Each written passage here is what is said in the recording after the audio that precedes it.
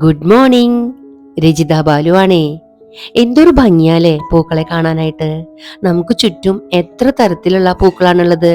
Shape wise, design wise, colour wise, smell wise ഒക്കെ വ്യത്യസ്തരായിട്ടുള്ളവര് അല്ലേ. അതുപോലെ തന്നെ ക്ലൈംബേഴ്സ് ആയിട്ടുള്ള ചെടികള്, ബുഷിയായിട്ട് നിൽക്കുന്ന ചെടികള്, അങ്ങനെ അങ്ങനെ എത്ര തരത്തിലാണ്.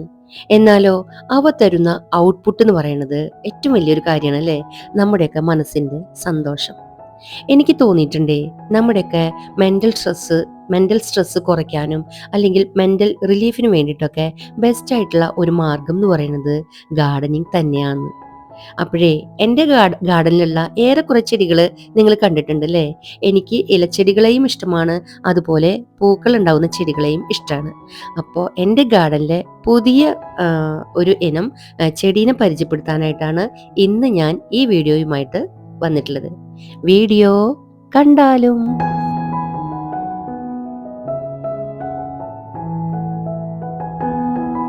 ദാ ഈ മൂപ്പരാണ് കേട്ടാ നമ്മുടെ ഇന്നത്തെ താരം. Mexican flame wine, orange wine, orange creeper, ഇങ്ങനെ പലതരത്തിലുള്ള പേരുകളുണ്ട്. അറിയാലോ, മെക്സിക്കൻ എന്ന് പറഞ്ഞപ്പോൾ തന്നെ ആള് നമ്മുടെ നാട്ടുകാരനല്ല. പക്ഷെ എനിക്കെന്തോ ഈ ഒരു ക്രീപ്പർ ചെടി എനിക്ക് സ്വന്തമായിട്ട് വേണം എന്നുണ്ടായിരുന്നു. അങ്ങനെ നമ്മുടെ ഒരു ഓർക്കിഡ് ലവറും നമ്മുടെ നാട്ടുകാരനും കൂടിയായിട്ടുള്ള മോഹൻദാസേട്ടനാണ് നമുക്കിത് ചെറിയൊരു കമ്പ് തന്നത്. ആ കമ്പിൽ നിന്നാണ് ഞാൻ ഇത് മുളപ്പിച്ച് എടുത്തത് കേട്ടാ. പേര് പോലെ തന്നെ നല്ല അഗ്നിജ്വാലയ്ക്ക് സമാനമായിട്ടുള്ള കളറാണ് ഇതിന്റെ. വിരിഞ്ഞു വരുന്ന സമയത്ത് ലൈറ്റ് ആയിട്ടുള്ള ഒരു ഓറഞ്ച് കളർ ആയിരിക്കും.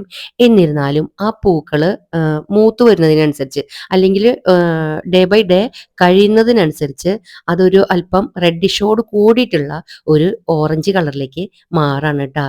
ദൂരെ നിന്ന് നോക്കുകയാണെങ്കിൽ പെട്ടെന്ന് നമുക്ക് തോന്നും സൂര്യകാന്തി പൂ പോലെ, പക്ഷെ തിക്നെസ് അത്രയില്ല. ശരിക്കും പറയുകയാണെങ്കിലേ നമ്മുടെ ഡെയ്സി പൂവിന്റെ ദളങ്ങൾ പോലെയാണ് എനിക്ക് തോന്നിയത്. ഡെയ്സി പൂവിന്റെ ഒരു ഛായ ഉള്ളത് പോലെ തോന്നിയിട്ടാ.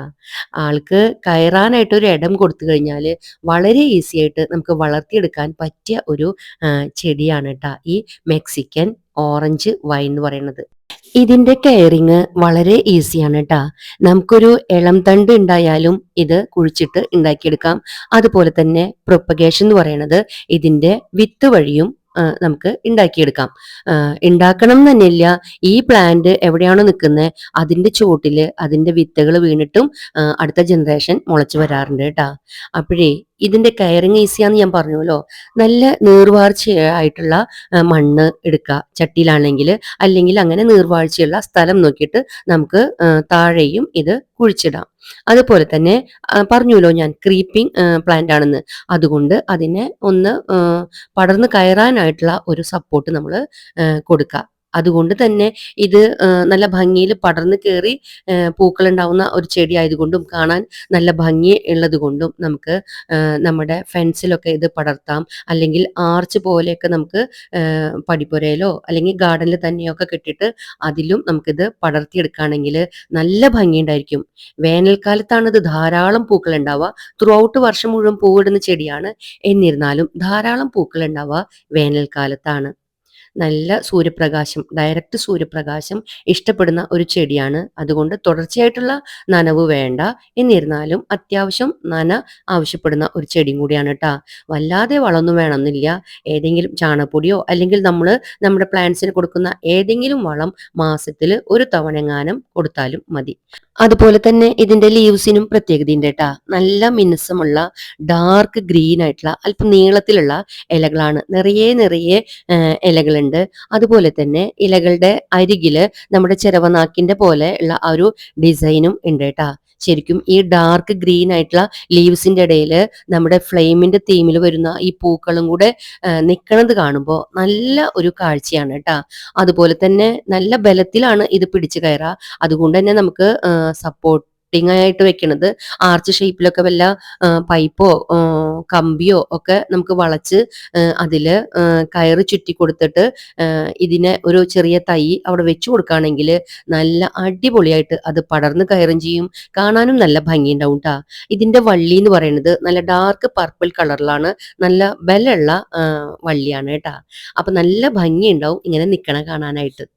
അതുപോലെ ഈ പ്ലാന്റും ഫ്ലവേഴ്സും ധാരാളം ചിത്രശലഭങ്ങളെയും തുമ്പികളെയും ഹമ്മിങ് ബേർഡ്സിനെയും ഒക്കെ ആകർഷിക്കും. അപ്പോൾ ഇത് നമ്മുടെ ഗാർഡനിലോ അല്ലെങ്കിൽ ഇതുപോലെ ഫെൻസിലോ ഒക്കെ തിക്കായിട്ട് നിൽക്കുന്ന സമയത്ത് നമുക്ക് ശരിക്കും ആ ഒരു അന്തരീക്ഷം ഒരു പ്രത്യേക അന്തരീക്ഷമായിരിക്കും ട്ടാ. ആ കുഞ്ഞു കുഞ്ഞു കിളികളുടെ ശബ്ദവും തുമ്പികളും ചിത്രശലഭങ്ങളും ഒക്കെ കൂടെ ആകുമ്പോൾ ഒരു പ്രത്യേക കണ്ണിന് എന്താ പറയുക കുളിർമ ഏകുന്ന ഒരു കാഴ്ച തന്നെയായിരിക്കും ട്ടാ. അതുപോലെ ദാ ഞാൻ നേരത്തെ പറഞ്ഞൂലോ വിത്തിലൂടെയും ഇതുണ്ടാക്കാന്ന്. ഇതാണ് ഇതിന്റെ വിത്തുകൾ ട്ടാ. ആ പൂവ് നന്നായിട്ട് ഉണങ്ങിയിട്ട് ദാ അപ്പൂപ്പൻ താടി പോലെ കണ്ടില്ലേ? ഇതിൽ നിന്നും നമുക്ക് മുളപ്പിച്ചെടുക്കാം. ഇനി അല്ലാതെ പരാഗണം വഴിയും താഴെ വീണിട്ടും ഇത് മുളയ്ക്കും ട്ടാ. നമുക്ക് താഴെ ഇതിന്റെ താഴെ നിറയെ തൈകളാണ് ഇള്ളത്. അങ്ങനെയും നമുക്ക് ഇതിന്റെ അടുത്ത ജനറേഷൻ ഉണ്ടാക്കിയെടുക്കാം. അപ്പോ എൻ്റെ മെക്സിക്കൻ ഫ്ലെയിം വൈൻ എന്ന പ്ലാന്റിന്റെ വിശേഷങ്ങൾ നിങ്ങൾക്ക് ഇഷ്ടമായിട്ടുണ്ടാവുമെന്ന് ഞാൻ വിശ്വസിക്കുകയാണ്. ഇതിനൊരു ദോഷവശം കൂടെ ഉണ്ട് കേട്ടാ. അതായത് ടോക്സിക് ആണ്. അതുകൊണ്ട് തന്നെ കുഞ്ഞുങ്ങളോ വളർത്തുമൃഗങ്ങളോ ഒക്കെ ഉണ്ടെങ്കിൽ ഇതൊന്നും കടിച്ചു പറിച്ച് തിന്നാനുള്ള ഇട നമ്മൾ വരുത്താതെ സൂക്ഷിക്കണം. അത്രയേ ഉള്ളൂ. അപ്പോഴേ നമുക്ക് ഇതുപോലെയുള്ള നല്ല നല്ല വീഡിയോകളുമായിട്ട് ഇനിയും കാണാം. Till then take care. Bye bye.